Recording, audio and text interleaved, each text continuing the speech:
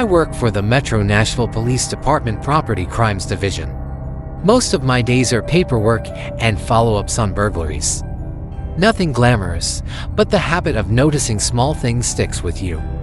So, when my wife Erin and I finally closed on a little ranch-style house in Spring Hill, Tennessee, my brain kept switching between newlywed excitement and detective mode.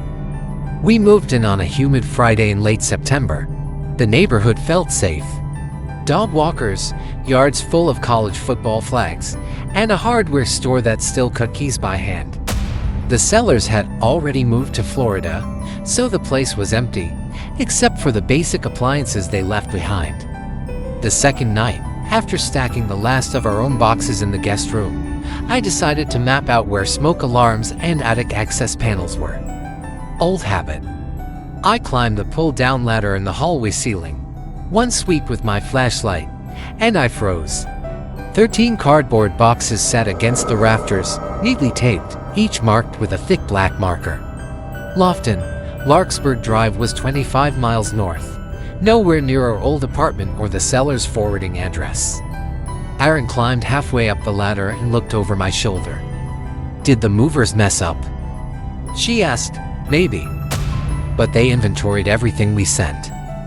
Inside one box, I found wear-upon sweaters, the kind you see in antique shops. Another held framed photos of an elderly couple at Gatlinburg, the Smokies in the background. Nothing valuable enough for a thief to stash, but nothing that belonged in our attic. We wrote the phone number of the moving company on a sticky note and left the boxes alone. I closed the hatch, pulled the ladder up, and tried to forget about them long enough to enjoy our first full night in the house. My phone buzzed me awake. Motion alert from the cheap battery camera I had balanced on a kitchen counter until we installed it properly. The alert time read to 17 a.m. Seconds later, we both heard it. Soft, deliberate steps above our bedroom ceiling. Old joists pop on their own, but these footfalls had weight and rhythm, heel, then toe, creaking down the length of the attic. Instinct threw me out of bed. I grabbed my off-duty Glock from the small safe in the nightstand, whispered for Erin to stay put, and stepped into the hall. The attic ladder was still folded up, latch hooked. Whoever was up there hadn't come through this hatch. I called 911. Even though I was a detective, procedure mattered. I was inside jurisdiction, not responding to my call. While I waited, I checked every door and window. None forced, no glass shards, no muddy prints. The footsteps stopped after maybe 40 seconds, but left the silence 10 times heavier. The dispatcher kept me on the line until the Spring Hill patrol units arrived. Lights off, just their spotlights sweeping the front yard. Officers Morales and Denton stood at the base of the attic ladder while I pulled it down. We went up together, knee last, weapon low and ready. The 13 mystery boxes sat exactly where I'd found them, but their tops were sliced open now. Empty space yawned inside each. Whatever had been in them was gone. Further back, behind the chimney stack, we found a camping mattress, a battery lantern, and 3 empty water gallons. Next to them, several granola bar wrappers and 2 grocery bags labeled City Mission Pantry. Whoever lived there hadn't bothered to hide the setup. Well, they had tucked themselves in a corner, invisible from the ladder hatch, unless you crawled the length of the joists like we just had. The officers radioed for a canine unit, but the attic had only one practical exit, a square cutout on the far gable wall leading down to the garage framing. In the thin insulation dust under that cutout, I saw a single waffle pattern boot print pointing inward. The match to that print pointing outward was missing, meaning our squatter might still be in the walls or had dropped to the garage and slipped outside before we mobilized. Back on the ground floor, we started a canvass. One officer walked the perimeter, another rapped on neighbors' doors, asking if anyone had seen a stranger. Meanwhile, I opened the boxes fully. At the bottom of one, I spotted a folded unemployment benefits letter. Mrs. Nora Lofton. The letter was 3 months old. I knew the address. A small brick house involved in a welfare check call last year after an elderly woman hadn't been seen for days. When officers entered, she was deceased of natural causes. No sign of her son, who neighbors said was in trouble. The son's name, Derek Lofton, mid-30s, small-time theft prior, last known to couch surf around Williamson County. I relayed that to Morales. He punched it into the mobile terminal. Lofton had no current warrant, but had been cited for trespassing in August, caught sleeping in an abandoned farm shed outside Franklin. It dawned on me that the seller's disclosure mentioned a recent roof inspection. I dug through our closing paperwork and found the date, August 25th, about 5 weeks earlier. The inspector reported no anomalies. That meant Lofton moved in after the inspection, but before our closing walkthrough on September 19th. At minimum, he'd lived in our attic 2 weeks, probably longer, listening to realtors show our future bedroom to prospective buyers, watching electricians swap out light fixtures, waiting for the perfect silence to rummage downstairs and eat.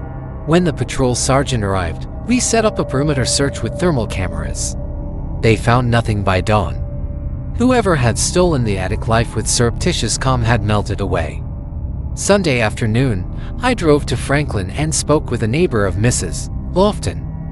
She remembered Derek loading a pickup with boxes after the estate sale, but said he looked strung out and didn't speak. My guess he moved the leftover personal items somewhere, maybe a storage shed, then hid them in our attic later, using them like a twisted memory blanket. I returned home and checked the crawl space door behind the garage water heater. The padlock the sellers left was intact, but fresh scratch marks ringed the hasp. A practice slip with a shim could open it. He might have come and gone that way many times, leaving no sign at the main doors. Aaron and I spent the next 2 days installing a real security system, contact sensors, glass break detectors, and a wired attic camera aimed at the rafters. I added a deadbolt to the crawl space door and put motion lights under both eaves. On Wednesday, I received a call. Derek Lofton had been picked up in Colio, 30 minutes south, after trying to pawn custom jewelry that matched an open burglary case. During processing, deputies found an SD card in his backpack. On it, time-stamped videos shot from an attic, our attic. The files started 3 weeks before we closed. In them, our empty rooms are bathed in rental company staging lights. Then came clips of Aaron and me on the final walkthrough, talking excitedly about furniture placement, unaware of the lens peeking through a vent grill above us. The last video was dated the night the patrol units arrived. The camera jerks, heavy breathing, a flashlight beam flailing through insulation, then a sliver of night sky as he drops from the roof onto the back lawn and runs. Lofton took a plea on burglary charges unrelated to us, but the prosecutor added a stalking enhancement for the attic footage. He got 26 months in state prison. Small comfort, maybe. Yet, knowing exactly where he sleeps at night helps me breathe easier. Aaron laughs now when I triple-check the attic camera before bed, but we both know the laughter is a shield. Some evenings while sealing evidence bags at work, I imagine the sound of soft tread above ceiling drywall and feel that thin layer of sheetrock between normal life and unseen threat. I've worked dozens of break-ins, but nothing rattled me like finding someone else's world nested above mine. Waiting, owning a home always felt like an end goal, a permanent marker of safety. Turns out walls are only wood and nails. Security is the vigilance you practice, not a feeling you inherit. If you ever buy an old Tennessee ranch with an easy-to-climb roof line, do yourself a favor. Sweep the attic thoroughly, change every lock, and set a camera watching the rafters. Because sometimes the very first housewarming gift you receive is a stranger at 17.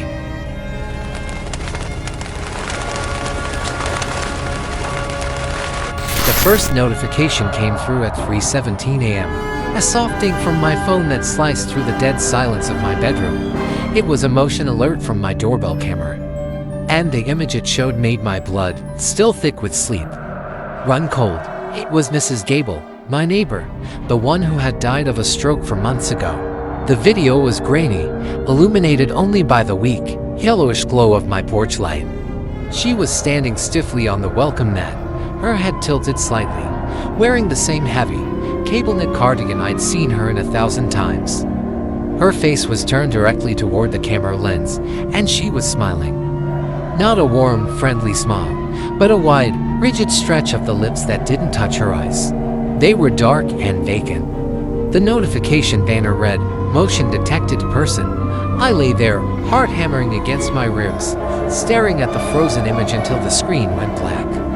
I told myself it was a glitch, a bizarre trick of the light, and a faulty algorithm.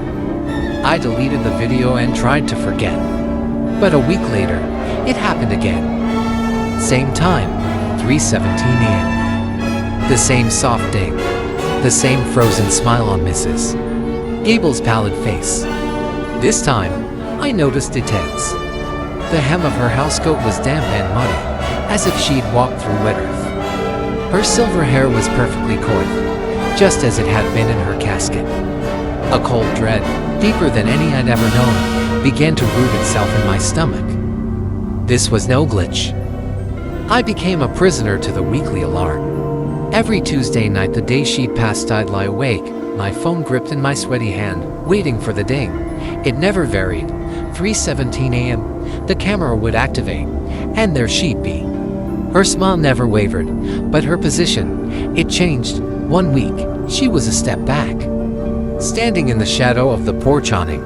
The next, she was a step closer, her face filling more of the frame. She was inching toward the door. I stopped sleeping. The silence of my house became oppressive. Every creak of its old bones a potential footstep on the porch. I'd catch myself staring at the front door, at the thin sliver of darkness beneath it, imagining I could smell her signature scent of lilac perfume and mothballs creeping in from the outside. I started sleeping with the lights on, the TV blaring. Anything to drown out the silence and the terrible anticipation of that chime. Last Tuesday, the video was different. She was right up against the door, her face pressed so close to the camera that the lens could only focus on the dry, cracked texture of her lips, frozen in that horrible rictus. Her knuckle, enlarged and grotesque on the fisheye lens, was hovering just inches from the doorbell button. The notification didn't say motion detected. It said, ding dong. She had rung the bell. I didn't hear it. I'd been in a fitful, medicated sleep, and the real-world chime hadn't penetrated my drugged haze. But the camera had recorded it. And it had recorded the 5 full minutes she spent standing there, waiting. After she rang, smiling, waiting for me to answer, that was the breaking point. I called a friend. Babbling, barely coherent. He came over, a skeptical but concerned look on his face. I showed him the videos. The color drained from his face.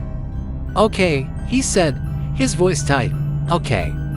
Let's get you out of here for a few days." We packed a bag.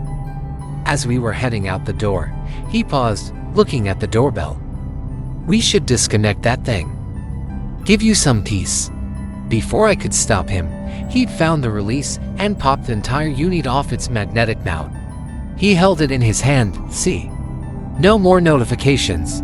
He turned to leave, and that's when we both saw it. Tucked into the space where the doorbell camera had been, hidden from view its entire life, was a small, crumpled piece of paper, yellowed with age. My friend, his hand trembling slightly, plucked it out and unfolded it. It was a note, written in Mrs. Gable's familiar, looping cursive. It read, "I found your spare key. I've been letting myself in every Tuesday to check on you while you sleep. Don't be cross. It's what good neighbors do." We never found the key, but we both heard it then. The faint, metallic scrape of a key sliding into the deadbolt on the other side of the door.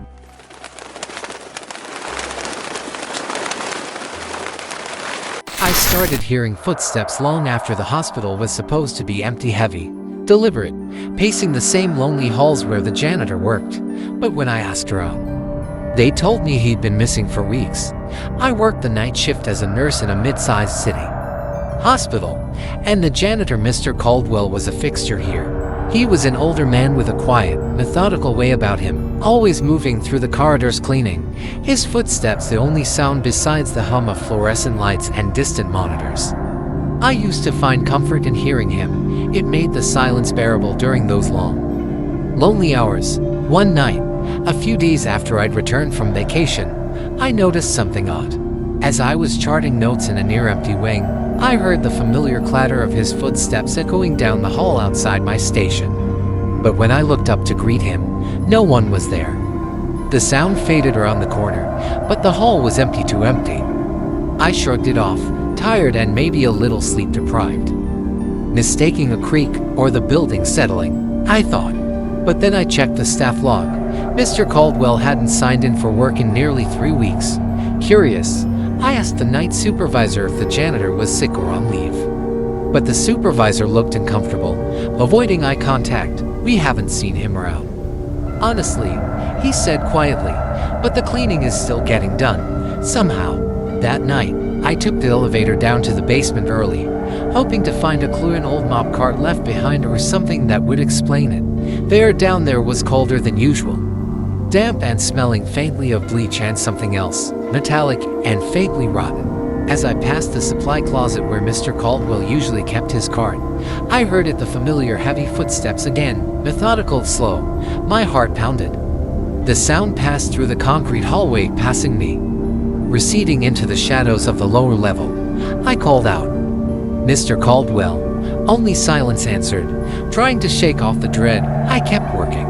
But over the next few nights, the footsteps came back, his slow, steady rhythm, always after the midnight hour when the hospital was near empty, always in places where I should have been alone. One night, I trailed the sounds, trying to catch a glimpse, in the dim emergency stairwell. Illuminated only by the faint exit signs, the footsteps stopped abruptly. I waited, breath shallow and feeling a cold sweat slicking my back, but nothing appeared. I pressed my ear to the cold metal door leading to the boiler rooms and storage areas. Faint whispers seemed to curl out from the darkness inside, but when I reached for the handle, the door was locked. The janitor's key was never locked behind these doors. He had a master pass. That was when I started looking through old maintenance logs and staff records, finding only dead ends. Every attempt to track Mr. Caldwell led into an uncomfortable void. The hospital's security footage was spotty. Cameras in the halls occasionally showed fleeting shadows moving in places no one was supposed to. One night, just after 3 a.m., I snapped.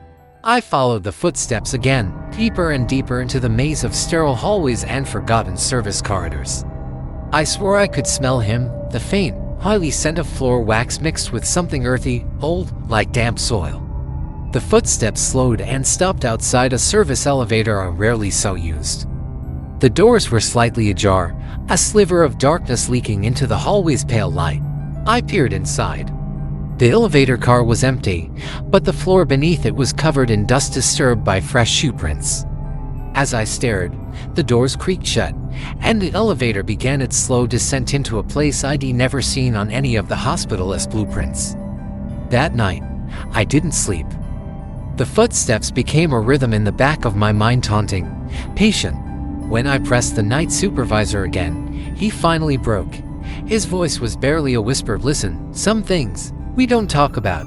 Caldwell disappeared months ago, but the cleaning crew swears they see him, hear him. Maybe he never left this place," he said. "I haven't worked nights in that hospital since. But sometimes, in my dreams, I hear the slow tapping of worn shoes, pacing the empty halls of a building that doesn't exactly want to let him go. And I wonder what truth lies behind the janitor who never leaves, whether he is still working the night shift somewhere between the shadows and the silence, waiting for someone else to notice he's not really there."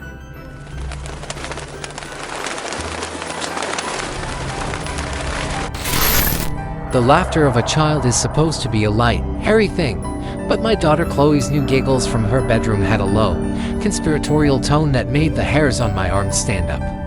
It was the kind of laugh you share with someone who knows a secret you're both keeping. "Mr. Whisper says he likes it under my bed because it's dark and quiet, just like the place you put the shiny thing," she told me one evening, carefully arranging peas on her fork. My blood went cold. The shiny thing, a phrase I'd used only once in my own head 20 years ago. I forced a smile, my heart hammering against my ribs. "That's nice, sweetie. What shiny thing?" She just shrugged, her attention already back to the peas. "The one from the woods. Mr. Whisper says it's sleepy now. The woods. I hadn't thought about those woods into decades. I'd buried the memory.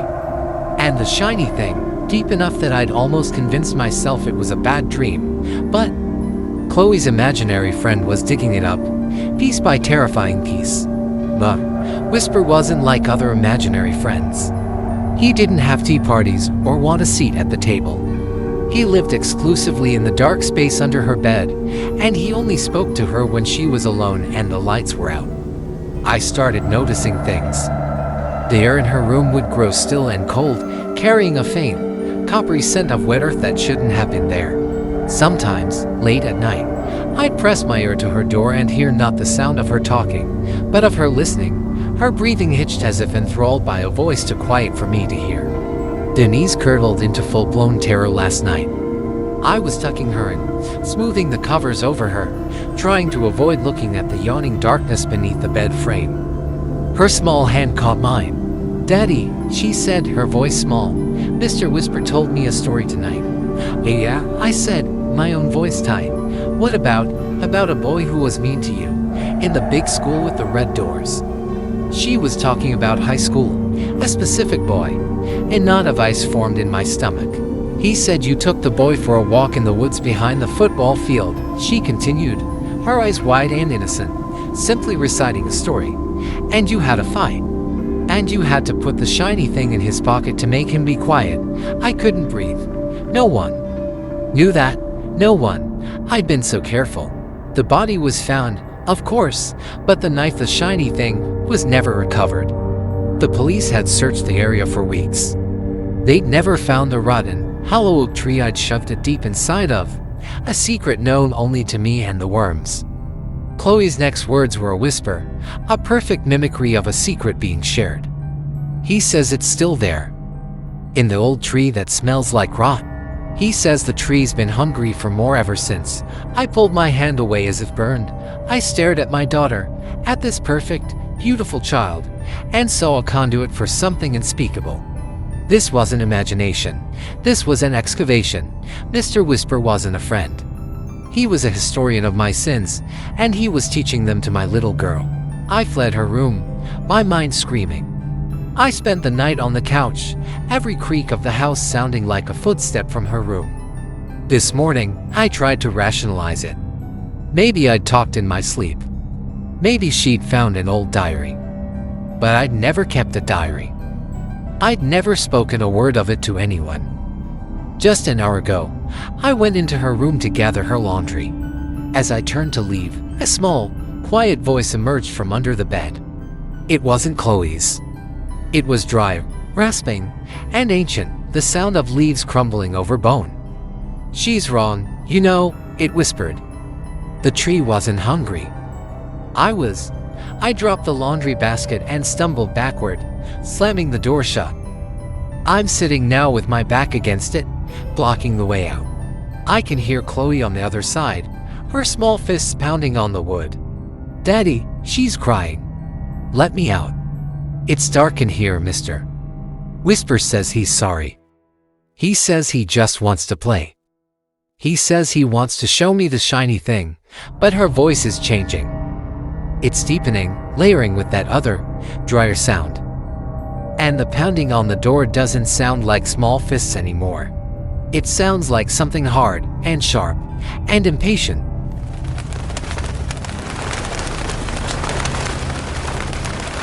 I am 29 years old, and one of the only things that has ever really helped me clear my head is camping. Not campgrounds or national parks where there's other people around. I'm talking true middle of nowhere camping. I grew up in Northern California, and I've spent the better part of my adult life learning to find those remote little pockets where you can still feel like the only person left on Earth. This story took place a few months ago. I had just broken up with my ex, and let's just say I was going through it. I needed to be alone. So one day I just packed up my truck and headed out. I didn't have a specific plan. I just threw some gear together and decided to go back to a quiet riverside spot I'd stumbled across once before. It wasn't an official campsite or anything, just a little bend in the river you could reach if you followed this barely there dirt road past a whole lot of nothing. I got there sometime in the late afternoon, but the second I turned down the dirt path that led to the river, my stomach sank a little. There were already two trucks parked near the trailhead, one gray and one white. I couldn't see anyone around, but just knowing other people were out there kind of killed the vibe for me. I hadn't driven all this way out in the middle of nowhere to interact with people. I sat there for a second debating whether I should just turn around and find another spot. But I told myself it was a big stretch of river and chances were whoever owned those trucks were camped far enough away that I wouldn't even see them. I hiked maybe 15 minutes downriver and I saw two guys fishing up ahead. They looked like the type you'd expect to see fishing. Thick beards, a little overweight, heavy boots, but it seemed like they were more focused on something else. As I got closer, one of them quickly covered something with his jacket and gave me this awkward half smile. As I passed, he called out, saying something about how they were just target shooting cans and didn't mean to freak me out. I just gave a polite nod and kept walking without saying anything. As I kept walking, I couldn't help but replay the guy's comments in my head. It wasn't even what he said that bothered me. It was how rushed and awkward it came out. Like he was trying too hard to sound casual. I got that uneasy feeling you get when something doesn't quite add up. But I pushed it down. People out there weren't exactly known for their social skills. It wasn't that weird for rural folks to be a little off when it came to talking to strangers. I told myself to let it go and focus on finding a good spot to set up camp. I found a spot a little further down the bend where the trees were thicker and the trail dipped out of sight. It wasn't perfect, but it was tucked away enough that I felt like I had my own space. I set up camp, pulled out a book, and tried to settle in. It started raining lightly not long after, so I threw on my rain jacket and kept at it, letting the sound of the river and the soft drizzle drown everything else out. Later, I wandered down to the rocks by the river's edge to reflect a little bit. That's when I noticed someone across the water. It was one of the guys from earlier, the one who had called out to me, only this time, he was alone. He spotted me and waved. I hesitated, then waved back, figuring it was better to be friendly. He yelled across asking for my name. I don't know why, but I shouted back my real name, Anisha, without really thinking about it. He stood there for a second after I answered, then pulled something out of his jacket. At first, I thought it was a phone, but then I realized it looked more like a disposable camera. Before I could even process it, he held it up and took a picture of me from across the river. And then, without another word, he just turned and started walking back up the riverbank like nothing had happened.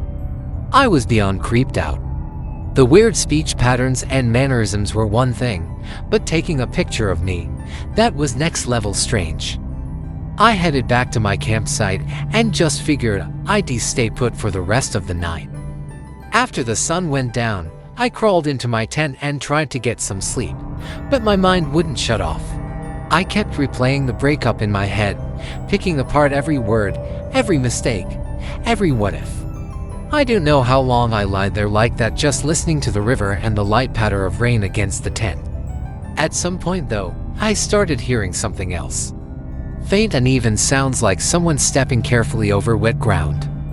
At first, I tried to convince myself it was just the rain or some animal. But the longer I listened, the clearer it became.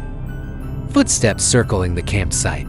And the second I made that connection, my stomach dropped straight through the ground. I didn't even have to wonder who it might be. I'm no fool. I never go into the woods alone without protection, and this was no exception. I didn't hesitate. I grabbed my handgun from where I kept it tucked by my sleeping bag. Then I unzipped the tent and stepped out into the rain. My heart was pounding so hard I could hear it in my ears, but I needed to stay calm. I clicked my flashlight on and swept it across the trees. And there he was, that creep from earlier, standing a few yards away, half hiding behind a tree. He wasn't smiling or scowling. He just had this blank expression on his face like he wasn't all there mentally. The scariest part wasn't his demeanor, though, but the fact that he was holding a small axe in his left hand. For a second, I couldn't move. All I could think about was how far I was from anyone. How nobody would even hear me scream if it came to that. but somehow I managed to raise the gun and level it at him. I forced my voice to stay calm, even though every part of me was screaming. As sternly as I could, I said, "Leave now or I'll kill you." His facial expression didn't change at all. It was like my words meant nothing to him. After a few seconds of silence, he mumbled something about how his friend Ivan had discouraged him from coming to find me and that he had to take care of Ivan. I didn't wait for him to say anything else. I fired a shot straight into the trees above his head. He stumbled a bit, clearly not expecting me to do that. I leveled the gun at him again, a little more confident now. I told him it was his last chance and to drop the axe. He did, and a huge wave of relief washed over me. But I wasn't out of the woods yet.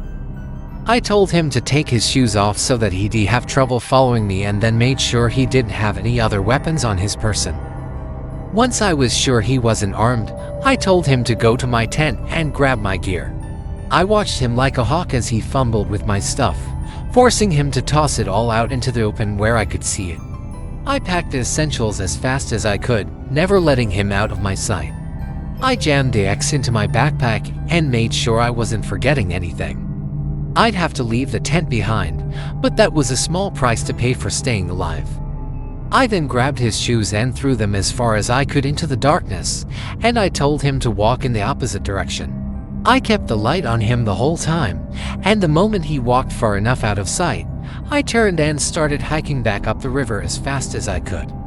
That was the scariest part of the whole encounter, stumbling through the pitch-black forest in the rain with a potential murderer behind me. I wasn't sure if he was following me, but I didn't care. I just kept going, trying to use the flashlight as minimally as possible. Both pickup trucks were still in the pullout when I finally made it back to my car.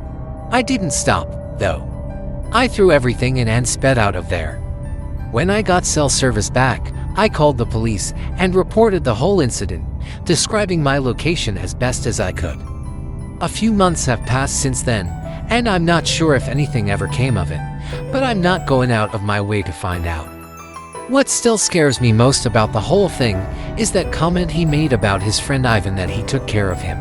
I really don't want to think about what that means, but there's only so many explanations. I'm just glad I was armed. I could have easily lost my life that night if I hadn't been.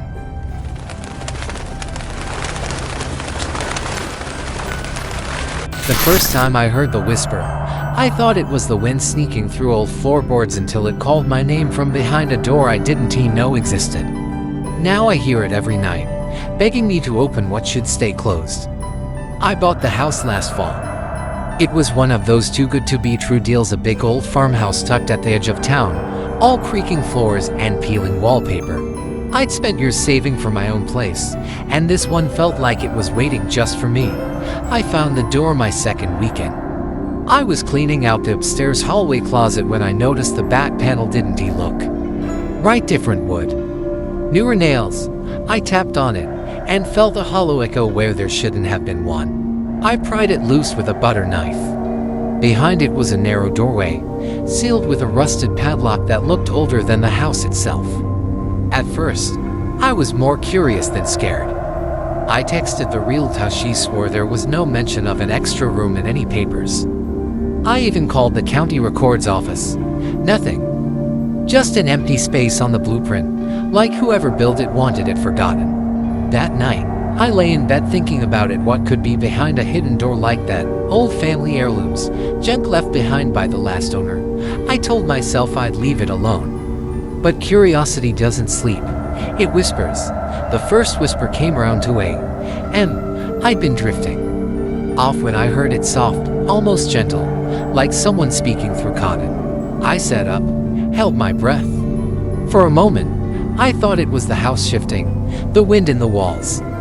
Then I heard it again, clearer, closer. My name, drawn out like a sigh. Anna. I pressed my ear to the wall behind the closet. Nothing.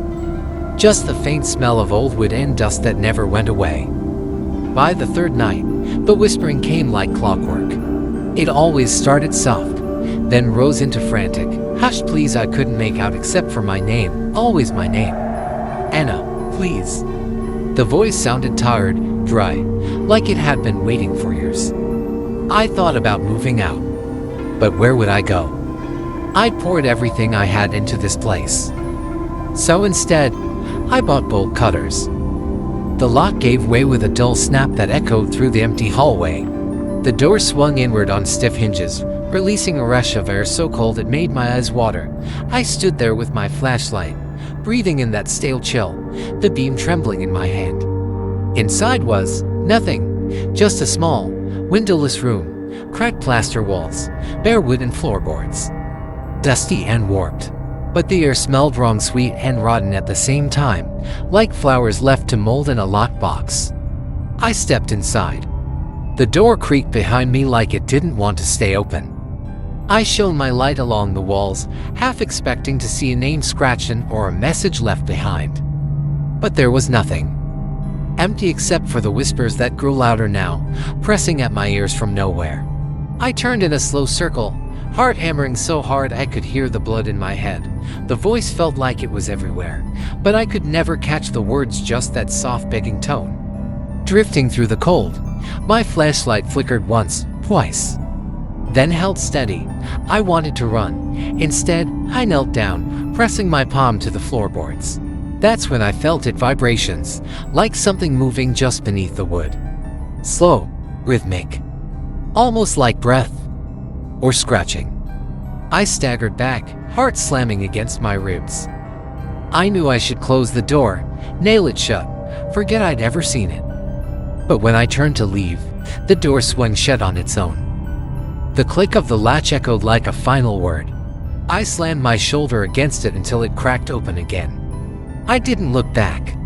I sealed the closet with fresh boards, painted over them, dragged a dresser in front for good measure. But every night, the whispers come back stronger now that they know I heard them once.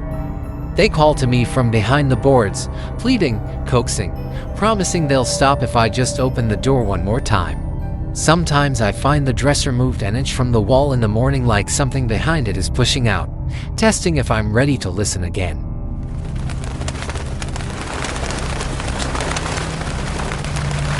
The first thing I remember is the smell, stale wood, mildew, and something metallic I couldn't name. When I opened my eyes, I was lying on a dusty attic floor with no idea how I'd got in there or who I even was. I sat up too fast and my head roared with pain. Cobwebs clung to my hair. The single bulb overhead flickered, casting long, warped shadows across the slanted ceiling beams. My heartbeat echoed so loud in the tight space it felt like the whole attic was breathing with me. I stumbled to my feet. The door was at the far end, half buried behind old trunks and moldy boxes. I tried the knob, it rattled USELESSLY locked. I kicked it once, then twice, but the only thing that answered was the dry creak of the floorboards overhead. That's when I heard it. A soft scrape like something crawling above the ceiling, dragging itself across the beams. I froze, ears straining, silence, then another shift. A patter, not mice, heavier, slower, almost careful. I looked around for anything to break the door hammer. A crowbar. All I found were boxes filled with yellowed clothes and broken picture frames. Their glass cracked like old ice. One box held nothing but small, hand-carved toys, figures with wide, round eyes and no mouths. My stomach turned when I realized each one looked just a little bit like me. I pressed my ear to the door. No footsteps outside, no voices. Just the steady tick of a clock somewhere deeper in the house. I called out, my own voice sounding strange, like it didn't belong to me. No answer. Hours passed, I think. The bulb flickered and dimmed until the shadows pulled in corners I couldn't see into. Sometimes, I'd hear that scrape again, then silence so thick it made my ears ring. At some point, I dozed off. I woke to the sound of something brushing the floor right next to my head. I didn't move, just cracked and I opened. The bulb swung slightly overhead, as if something had pushed it. Dust drifted down like ash. I could see faint scratches near the base of the wall, tiny claw marks leading from a hole the size of my fist. I crawled closer. The hole smelled worse than the room with earth, rot. I leaned in. Squinting into the black, a voice hissed my name. I jerked back so hard I slammed into a trunk. Behind me. My name I didn't even remember until that second echoed in my ears, like it had been waiting for me to hear it again. I pressed my hand to my chest, trying to slow the panic tearing through me. The thing above me moved again, heavier now. Footsteps, maybe. Then 3 slow thumps, right above where I sat shivering. Almost like a knock. I dragged the trunk under the attic door and climbed on top. I pounded my fists against the wood until my knuckles split. I screamed until my throat was raw. No reply, just the bulb swinging, the hush pressing in closer. The soft drag of something just out of sight. I don't know how long I've been up here now. Days. Hours. The bulb is dying. Every time it dims, I see something different in the corner, shapes that watch me without moving, waiting for the light to go out completely. Sometimes I think I hear whispers through the cracks in the floor above, scratching voices telling me things I almost understand. Telling me why I'm here. Why I can't remember who I was before. I keep scratching at the door. I keep hoping someone will hear. But deep down, I think whoever put me here knows I won't leave. They want me to remember first. They want me to see what's waiting in the dark above the ceiling. The bulb flickers again, longer this time. Something breathes my name behind the wall. I don't know what I did, but I think I'm about to find out.